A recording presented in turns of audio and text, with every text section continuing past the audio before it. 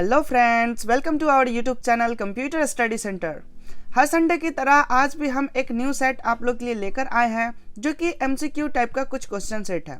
Okay, तो आज हमारा ये सेट 3 चलेगा और हमने प्रीवियस वीडियो में सेट 2 को कंप्लीट किया था जिसमें 15 क्वेश्चन को हमने सॉल्व किया था। आज हम सेट 3 लाए हैं और इसमें बहुत ही इंपॉर्टेंट क्वेश्चन है जो कि वर्ड, एक्सेल एंड कुछ फंडामेंटल सभी टॉपिक से रिलेटेड मिक्स क्वेश्चन है और इसको आज हम सॉल्व करेंगे। ये सभी क्वेश्चन किसी ना किसी एग्जाम में ऑलरेडी आए हुए हैं, हम उन्हीं में से जो इंपॉर्टेंट क्वेश्चन है उसको लेकर आए हुए हैं। चलिए, तो हम कुछ क्वेश्चन को अब सॉल्व करने वाले हैं और इसके सारे रूल्स रेगुलेशन आपको ऑलरेडी पता है। अगर नहीं पता है तो हमारे इस फर्स्ट वीडियो को जरूर देखें। तो हम स्टार्ट करते हैं बिना टाइम वेस्ट किए। ये आपके स्क्रीन पे पहला क्वेश्चन रहा, which is the technology used in the evaluation of aptitude test, यानी कि वह कौन सी प्रौद्योगिकी है जिसके प्रयोग क्षमता परीक्षण के मूल्यांकन में होता है। दैट मीन्स इसका कहने का मतलब ये है कि परीक्षा टेस्ट लेने के लिए हम किस टेक्नोलॉजी का यूज करते हैं। फर्स्ट ऑप्शन है OCR, सेकेंड ऑप्शन है OMR, थर्ड ऑप्शन है MICR एंड फोर्थ ऑप्शन है MCR। जैसे कि आपको पता है कि हर क्वेश्चन के लिए आपको 5 सेकंड मिलते हैं और भी ज़्यादा टाइम चाहिए तो आप वीडियो को पॉज करके आप टाइम और भी एक्स्ट्रा ले सकते हैं। ओके, तो आपका टाइम स्टार्ट होता है अब।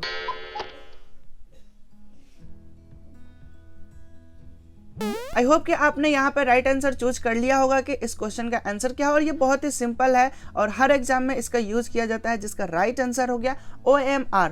OMR आंसर शीट होता है और उस आंसर शीट को जो इवैल्यूएशन के लिए मशीन यूज किया जाता है उसका नाम होता है OMR मशीन, जो कि एक इनपुट डिवाइस होता है और इसका फुल फॉर्म जो होता है ऑप्टिकल मार्क रीडर होता है। ओके, ऑप्टिकल मार्क रीडर, इसको याद रखिएगा, कभी हो सकता है कि OMR का फुल फॉर्म पूछा जा सकता है। नेक्स्ट क्वेश्चन की तरफ चलते हैं। नेक्स्ट क्वेश्चन सेकंड नंबर आपके स्क्रीन पे है, जो कि बहुत ही पॉपुलर एक क्वेश्चन है जिसका नाम है SQL स्टैंड फॉर। SQL क्या है, तो इसको हम कोई SQL भी पढ़ता है, कोई SQL भी पढ़ता है। ओके, तो डजेंट मैटर ये है कि SQL का फुल फॉर्म क्या है। तो हम ऑप्शन देखते हैं। फर्स्ट ऑप्शन है standard query language, second option है structured query language and third option है shortest query language and fourth option है सिस्टम क्वेरी लैंग्वेज।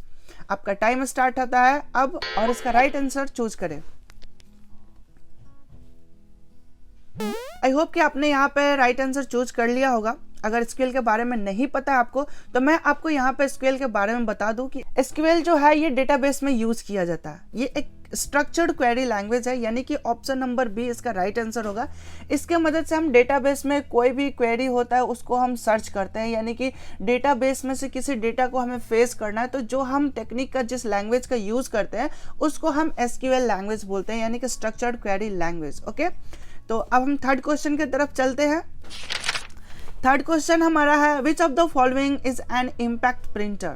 निम्न में कौन सा एक इम्पैक्ट प्रिंटर है, यानी कि इस क्वेश्चन में प्रिंटर के कुछ टाइप्स दिए हुए हैं। प्रिंटर्स आपको पता होना चाहिए कि 2 टाइप्स के बेसिकली होते हैं, एक होता है इम्पैक्ट प्रिंटर और एक होता है नॉन इम्पैक्ट प्रिंटर। तो यहाँ पे इम्पैक्ट प्रिंटर के भी एग्जाम्पल पूछ रहा है। ओके, तो यहाँ पे ऑप्शन देखिए, फर्स्ट है लेजर प्रिंटर, सेकेंड है इंकजेट प्रिंटर, थर्ड है dot matrix printer and fourth है नन ऑफ द ऑप्शन, यानी कि इनमें से कोई नहीं। तो आपका टाइम स्टार्ट होता है अब।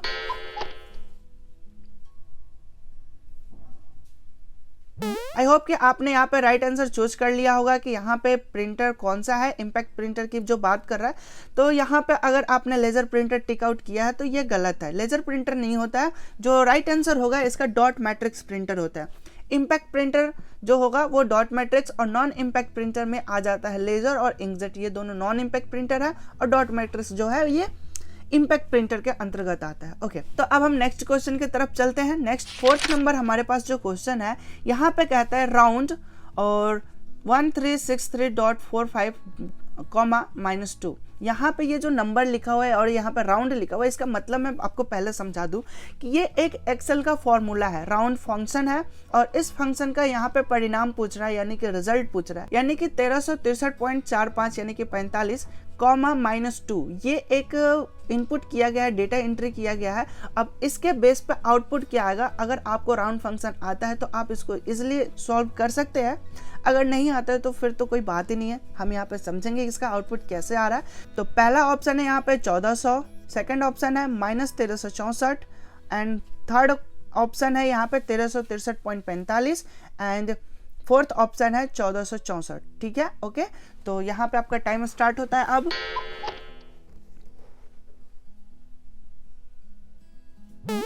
ओके तो आपने यहाँ पे राइट आंसर चूज कर लिया होगा। तो यहाँ पे मैं इसका राइट आंसर शो करूँ तो इसका जो राइट आंसर वो होगा 1400, यानी कि ऑप्शन नंबर ए। देखो राउंड का मतलब होता है, जैसे हम कोई भी बिल बनता है, कोई भी अमाउंट होता है तो अमाउंट को हम राउंड फिगर में करते हैं। जैसे पॉइंट के बाद कुछ नंबर ज़्यादा होता है या कुछ नंबर कम होता है तो उसको हम राउंड फिगर में कर देते हैं। हमें पता होता है कि जब डेसिमल के पॉइंट्स के बाद अगर कोई वैल्यू 5 से ग्रेटर होता है तो वो हम एक नंबर एक्स्ट्रा करके लिख देते हैं। अगर 5 से कम होता है तो एक नंबर कम करके लिख देते हैं, वो सब राउंड होता है। लेकिन यहाँ पे -2 लिखने का मतलब क्या हुआ कि जो हमारा डेसिमल के पहले का जो डिजिट्स है उसमें 0 कर दो, यानी कि 2 अंक लास्ट के क्या हो जाएंगे, 0 हो जाएंगे। तो 2 अंक लास्ट के 0 हो गया।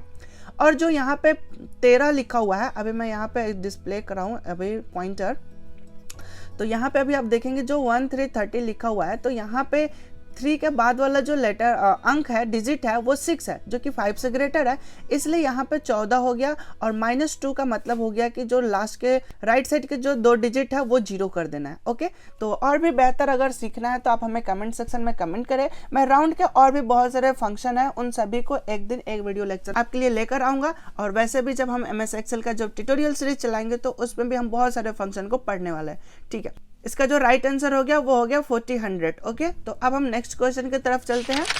नेक्स्ट क्वेश्चन 5th नंबर है, जो कि स्क्रीन पे आपको दिख रहा होगा। अब यहाँ पे कह रहा है numbers in base 8 are called, यानी कि जिसका बेस 8 है उस संख्या को क्या कहते हैं। तो ऑप्शन आपके पास है octal number system, hexadecimal number system, decimal number system and binary number system. ये 4 तरह के नंबर सिस्टम होते हैं। इसमें आपको वो नंबर सिस्टम चूज करना है जिसका बेस 8 होता है। आपका टाइम स्टार्ट होता है अब।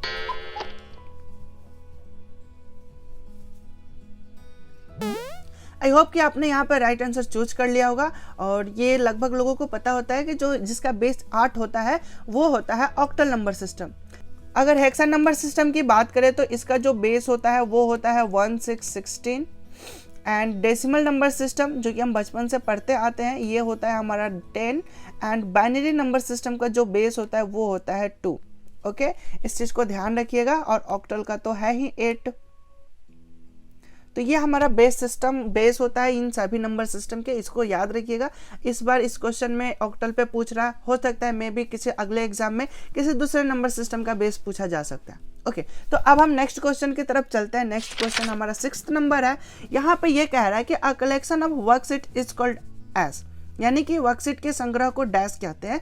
ये क्वेश्चन MS एक्सेल से है और यहाँ पे पूछ रहा है कि वर्कशीट के समूह को क्या कहते हैं। आपके पास ऑप्शन है Excel sheet, workbook, Excel worksheet and Excel book. ये 4 ऑप्शन आपके पास है। आप इनमें से राइट आंसर को चूज करें। आपका टाइम स्टार्ट होता है अब।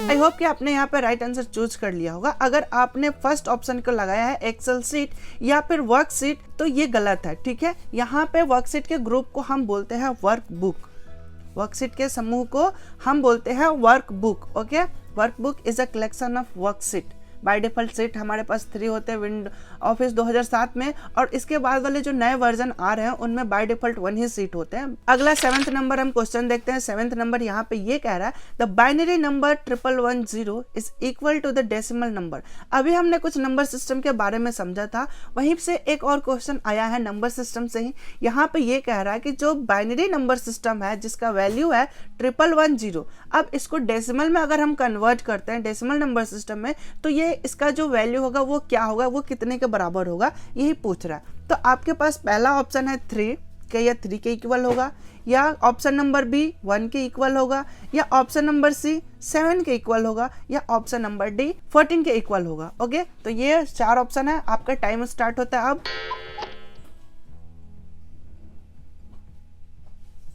आई होप कि आपने यहाँ पे राइट आंसर चूज कर लिया होगा। अगर आप समझ रहे हैं कि जो 0 है 0 का मतलब कुछ नहीं, अगर 3 है तो 3 का 7 होगा, तो ये रॉन्ग आंसर है, ठीक है। या फिर आपने 1, 3, 7 इनमें से कोई चूज किया है तो ये सब गलत है। राइट आंसर जो है इसका 14 नंबर हो गया। क्यों? क्योंकि अगर हम इसका इवैल्यूएशन करें, इसको अगर हम सॉल्व करें तो हम शॉर्टेस्ट मेथड यूज कर रहे हैं, बिल्कुल शॉर्ट मेथड, ट्रिक हम कह सकते हैं। तो इसका ट्रिक है कि पहले तो हमारा 1 होता है, और उसके बाद होता है 2, फिर 4, फिर 8। ओके, तो जो 1 वाले डिजिट्स होते हैं इनको हम ऐड कर देते हैं और 0 वाले को छोड़ देते हैं। तो यहाँ पे हो गया 8 + 2 10, 10 + 4 40। ठीक है, तो इसका राइट आंसर कितना हो गया? 40 हो गया। आई होप कि ये क्लियर हो रहा होगा।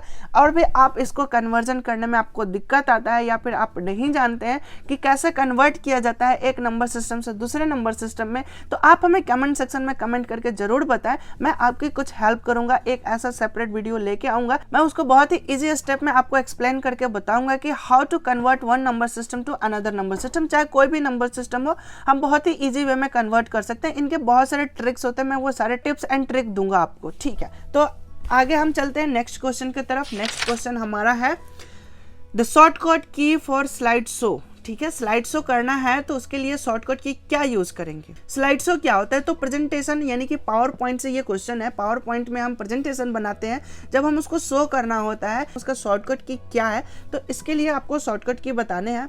फर्स्ट है F4, सेकेंड है F5, थर्ड है F7 एंड फोर्थ है नन।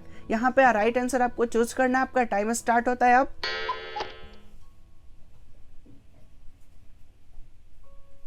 आई होप कि आपने यहाँ पर राइट आंसर चूज कर लिया होगा। इसका राइट आंसर हो जाएगा F5। F5 बटन से हम स्लाइड शो करते हैं। ओके, हम सेकंड लास्ट क्वेश्चन को देख रहे हैं जो कि 9th नंबर क्वेश्चन है और इस वीडियो लेक्चर में हमने टोटल 10th ही रखे हैं। ओके, तो अभी हमारा 9th नंबर क्वेश्चन है 1 GB is equivalent of dash MB, यानी कि 1 GB जो होता है वो कितने MB के बराबर होता है? ऑप्शन नंबर ए है 1000, ऑप्शन नंबर बी है 1024 एंड ऑप्शन नंबर सी है बोथ, ऑप्शन नंबर डी है नन। यहाँ पे आपको राइट आंसर चूज करना और फटाफट चूज कर लीजिए। आई होप कि आपने राइट आंसर चूज कर लिया है। अगर आपने बोथ दिया है या फिर ऑप्शन नंबर ए दिया है तो ये गलत है। ठीक है, इसका जो राइट आंसर हो जाएगा 1024 हो जाएगा। Okay, 1024 MB is equal to 1 GB होता है। ठीक है, आई होप कि यहाँ पे आपको समझ आ गया होगा। अगर कोई भी डाउट, कोई भी कंफ्यूजन या फिर इसके कन्वर्जन में आपको दिक्कत आता है तो ये सभी कुछ हम बताएंगे, लेकिन आप एक कमेंट सेक्शन में करके बताएं, फिर मैं उसके हिसाब से आपको बताऊंगा कि आपका प्रॉब्लम कहाँ है। अगला लास्ट हमारा ऑप्शन है जो क्या है, व्हाट इज लिनक्स। लिनक्स क्या है? 10th नंबर क्वेश्चन है। लिनक्स के बारे में आपको बताना है। आई होप कि आपको लिनक्स के बारे में पता हो। यहाँ पे पहला ऑप्शन है एप्लीकेशन सॉफ्टवेयर, सेकंड है ऑपरेटिंग सिस्टम सॉफ्टवेयर, थर्ड है यूटिलिटी सॉफ्टवेयर एंड फोर्थ है नन। यहाँ पे आपको बताना है लिनक्स एक सॉफ्टवेयर है, लेकिन कौन सा सॉफ्टवेयर है आपको डिसाइड करना है। आपका टाइम स्टार्ट होता है अब।